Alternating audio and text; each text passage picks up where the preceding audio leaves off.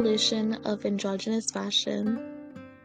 Hello everyone, my name is Maltorno Bell, and today I want to take you on a journey through the evolution of androgynous fashion.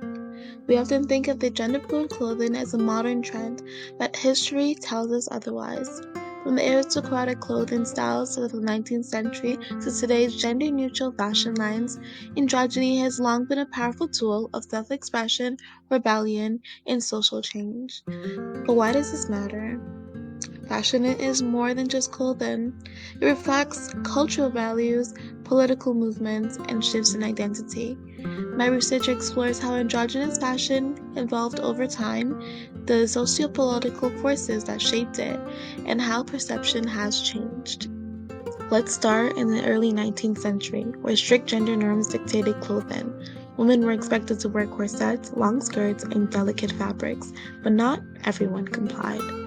One of the earliest figures in androgynous fashion was Luisa Cavallo, a women's rights activist who, in her early 1900s, became the first woman in Puerto Rico to wear a men's suit and tie in public. Her clothing was a political statement, challenging gender roles and advocating for women's independence. In Europe and North America, we saw aristocratic women wearing riding pants and tailored jackets, inspired by men's fashion. These choices weren't just about style, they symbolized a fight for autonomy, as women began advocating for the right to vote, work, and exist beyond domestic sphere. Now, moving into the early 20th century, androgynous fashion took a radical turn, especially in the early 1910s and 1920s. One of the most influential figures was Coco Chanel, who introduced trousers and relaxed silhouettes for women. Chanel's designs weren't just stylish, they were practical, allowing women to move freely and work outside the home. Then came Marilyn Dietrich in the 1930s, a Hollywood icon known for wearing tuxedos and top hats, challenging the idea that femininity meant dresses. She wasn't just admired, she was controversial. Her androgynous style blurred the line between masculinity and femininity, sparking debates about what women should and shouldn't wear. Now, by the mid 1960s and mid 20th century, androgynous look wasn't just a statement anymore. It was now high fashion, and the Saint Laurent the smoking tuxedo became a symbol of female empowerment everywhere. This gave the women access to a traditionally male outfit while still maintaining elegance, something that at the time was new to the fashion world and in women's clothing. Now, let's fast forward to today. What was once a bold statement made by the select few has now become a defining force in the fashion industry. Gender neutral fashion has evolved from countercultural rebellion to a dominant movement, embraced by high fashion and everyday retail alike. One of the most iconic moments in recent history was in 2017 when actor and musician Jaden Smith appeared in Vogue Korea wearing a skirt. This wasn't just a personal fashion choice, it was a statement, breaking long-standing gender barriers between menswear.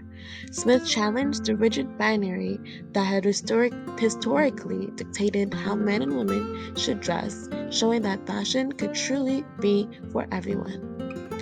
Luxury fashion houses have taken notice.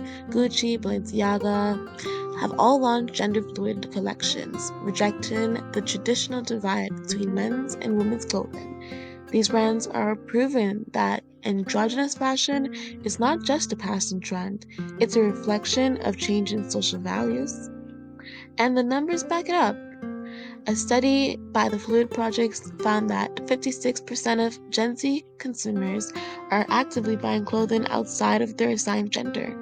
This shift is especially significant because it signals that younger generations are not just accepting gender fluid fashion, they are demanding it.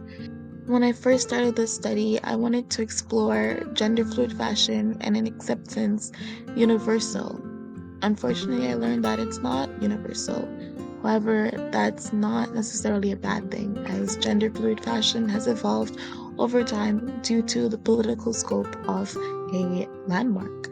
In Sri Lanka, research by GM Ranatunga reveals a generational divide. Younger individuals are more open to exploring gender-fluid styles, but traditionalist values continue to resist these changes. This highlights an important reality that while fashion is a powerful tool for challenging societal norms, cultural and political landscape still escapes its acceptance. What does this all mean? It means that we're in the middle of a fashion revolution, one that is blurring the lines between gender, redefining personal expression, and pushing the industry towards a future where everyone truly feels accepted. So, where does that leave us today? While androgynous fashion has taken a leap into the 21st century, challenges still remain. Traditionalists resist these changes, and non-binary and gender-fluid individuals still face discrimination for their style choices. However, history has shown us that fashion is a powerful tool for change.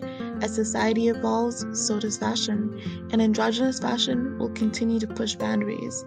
It isn't just about clothing, it's about identity, history, and progress. From 19th century rebels to 21st century fashion icons, androgyny has challenged societal norms and redefined gender expression. As we move forward, one thing is clear: fashion is fluid, and the future